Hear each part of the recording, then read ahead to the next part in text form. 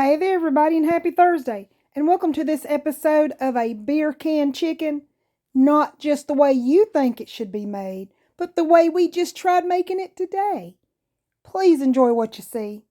Give it a try, because at the end, well, I'll just let you see. You'll see. Keep watching.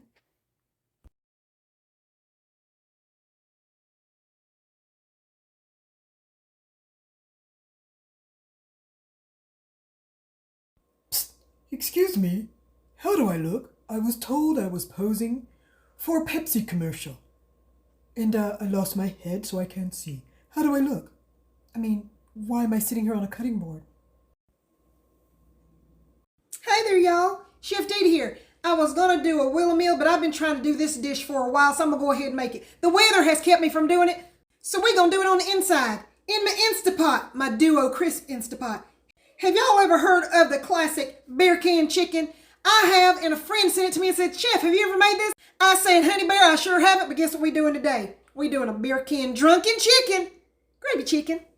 Before we get started, darlings, y'all like my shirt? I love it. Hocus pocus. All right, let's make a chicken rub. Normally these chickens are cooked on a grill. Not today. Grab 1.5 tablespoons of your paprika. I'm using smoked because we're not going to the grill. 1.5 tablespoon of your white sugar. Sure. Tablespoon of your packed brown sugar. A tablespoon of your kosher salt, but I'm using Mallory's or McCormick's. Tablespoon cumin. A half a tablespoon of your ancho chili pepper. If you ain't got that, use your chili pepper. 2 teaspoons of your ground black pepper. Teaspoon of your mustard powder. Half teaspoon of your cayenne. Now, darlings, y'all can make any kind of rub you like. There's this new seasoning I picked up by McCormick. It's called a rotisserie chicken, y'all. I'm going to add that in there. A tablespoon. Now we're going to give that a stir. And then I want you to go grab that chicken, a whole chicken, at least 3 to 4 pounds.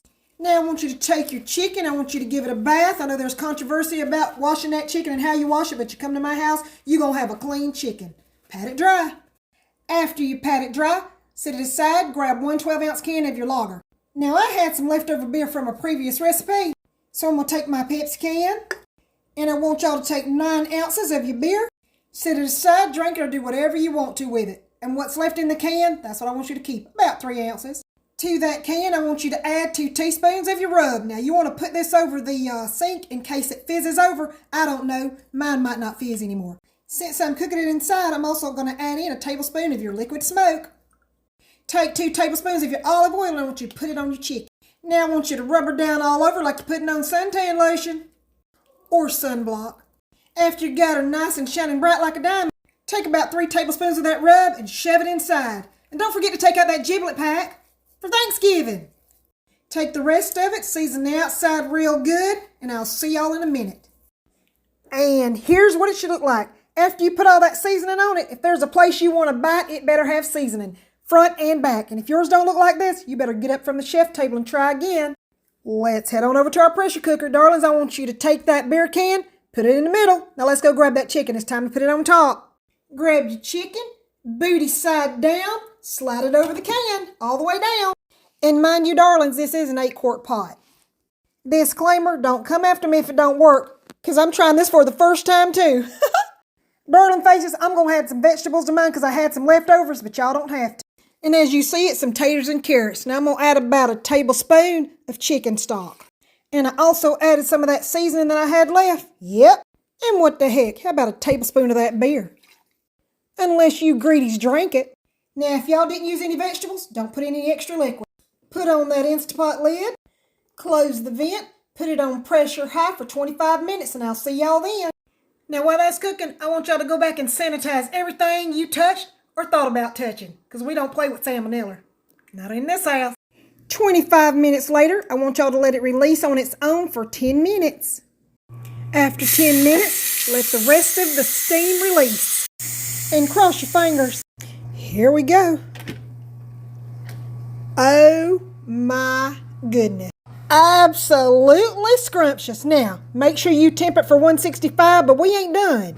We about to crisp it up. Now you can take it to your oven, put it on broil.